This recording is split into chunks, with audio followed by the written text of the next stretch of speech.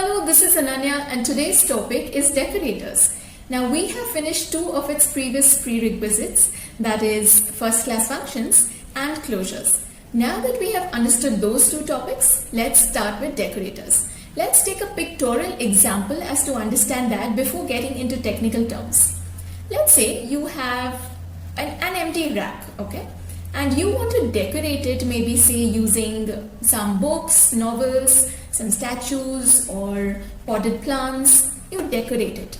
Now if you observe, you have kept the initial structure of the rack exactly the same, but you have decorated it externally. Now that is the exact underlying concept of a decorator. Now decorators are very important. It's a very important tool. Why? Because when using decorators, you have the power to modify functions externally, which proves to be a great necessity sometimes.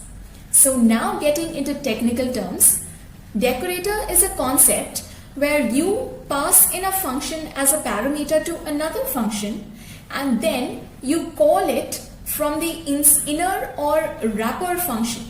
Now that might sound a little complicated, but trust me, when you will be using these, or rather say this exact concept with examples, where you'll be seeing decorators that has parameters or does not have parameters, things will get really clear. Now without wasting time, let's get started. Alright, so let's start with our first example. That being, we have a gift that we just bought and we haven't yet wrapped it up and decorated it. All right. So firstly, let's buy the gift.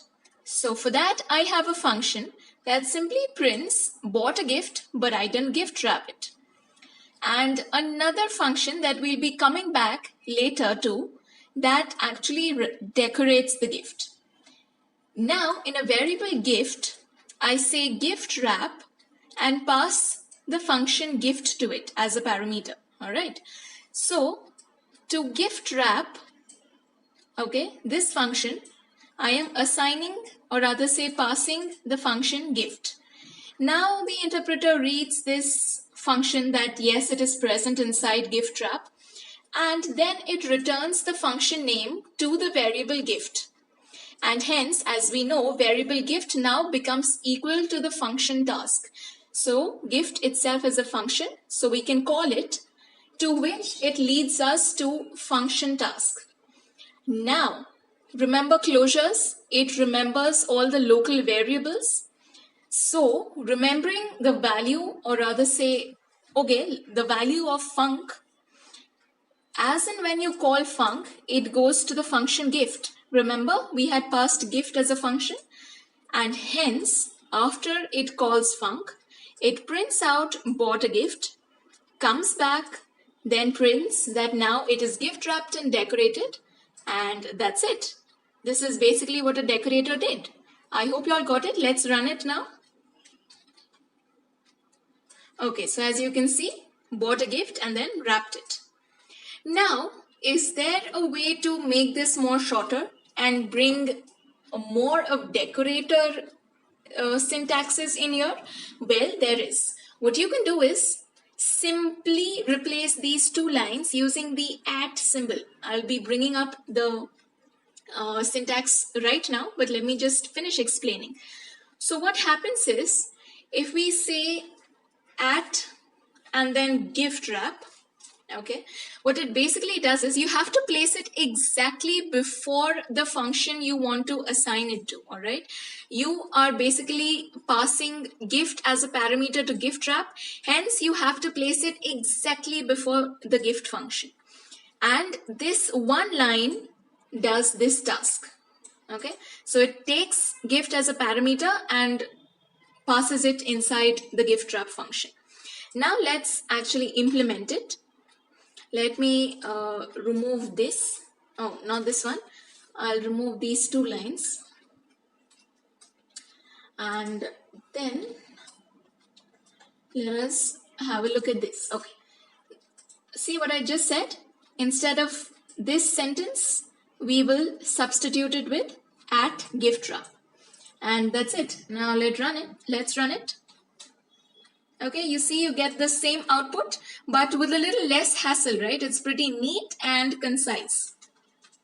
Now that you have an idea of using decorators, let's move ahead with decorators with parameters. We saw non-parameterized decorators.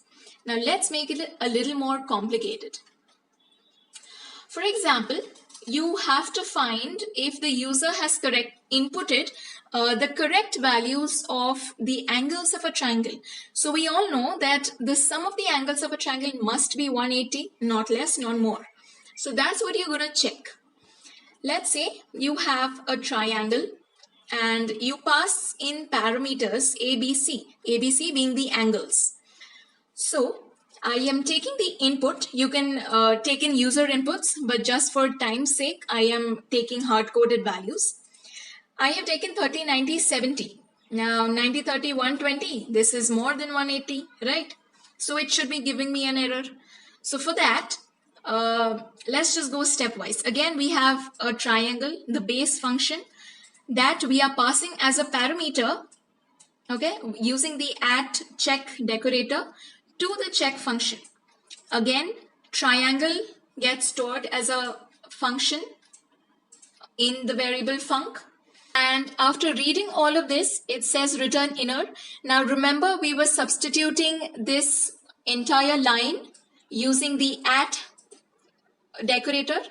So you basically return, okay, you return inner to triangle. Okay, so triangle function gets overwritten with inner. I hope you're getting it, right? In case y'all didn't, let me just write this down for y'all so it becomes more clear. What we were doing previously is that we were overwriting the same function. Okay, we were overwriting gift with whatever function was being returned from gift wrap. So that's the same thing we're doing. We're overwriting triangle via this decorator check.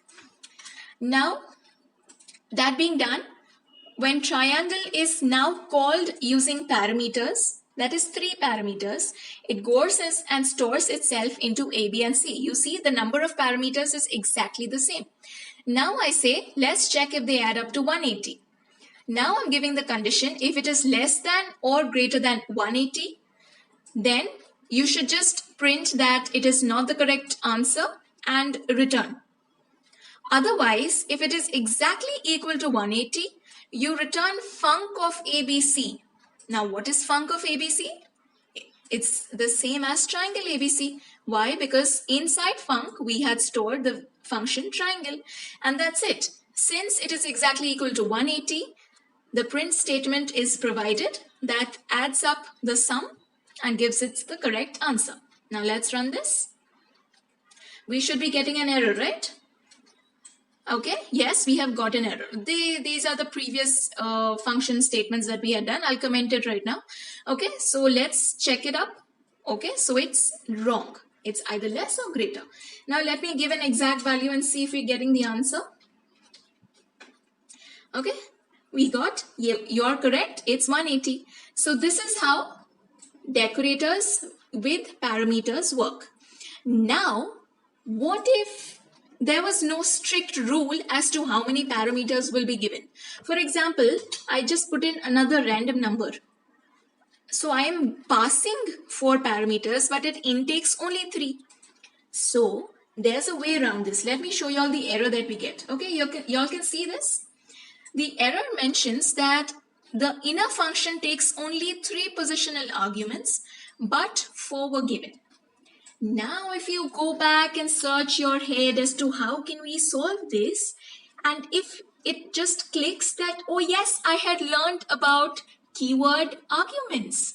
We had learned about keyword and positional arguments. That's what we're going to use. That is star args and star kwargs, right? We had done this long back, and that's what we are exactly going to use now. All you have to do is, instead of passing any parameters here, specifically mention star args and star kwargs. Let's try that out now. So this will be multiple parameters where there is no strict rule as to, yes, I only want 2 or 3. All right, now let's have a look. I'm sure you all can understand this entire code. I don't have to explain it again. I'll just explain the parameter part. Now what happens is I am taking a name and a designation, and the rest of it is same. But now let's come to the inner function. I am not passing the parameter name and designation. What I'm doing is I'm passing star args and star star kwargs. Now what does args stand for? It stands for any argument, right? Any value, any tuple of arguments. And kwargs stands for keyworded arguments. Again, any amount, there is no limit. Okay, so if, for example, I am passing only names without any keyword assigned to it, it'll assign itself to args. If I had given a keyword, then it would assign itself to kwargs. And that's it. It would simply return the exact values and print them. Now, since I have not provided keywords here, let's try and run this program and see what we get. Control S, Control B. All right. So you see, we have this printed. All right. Okay, let me just comment this for reducing all the confusion. Okay, now let's try giving keywords to it, because I had previously mentioned that there is one drawback for args, that is, in case some user misplaces the order, like first name and then designation, then it's going to be a problem. And sales manager becomes the name and the name becomes designation. So for that, what we're going to try and do is, I'm going to remove this from here and make this as designation. So this is what keyword is all about, and I'll assign it to sales manager, and I'm going to say name is equal to XYZ. All right. Now, if you have noticed, designation and then name has been provided here, and here it's the other way around. Let's see if it works. It should get itself assigned to star star kwargs because it has keywords. Now, if you see, it has been provided exactly in the right order. Okay, so this was all about decorators. I hope you all got the concept of it, how to use it. And just remember, if you do not have access to a function and you're trying to modify it from the exterior, all you have to do is use decorators. We'll be learning about different types of decorators such as add property when we'll be doing, let's say, getters and setters in OOPS. Okay, we'll look at that then. All right. For now, this is all the basics that you need to know. I hope you're clear with your idea. And we have done simple decorators, then decorators with parameters, and also multiple parameters. All right. I hope you all got it. I'll see you all again next time with something useful. Bye-bye.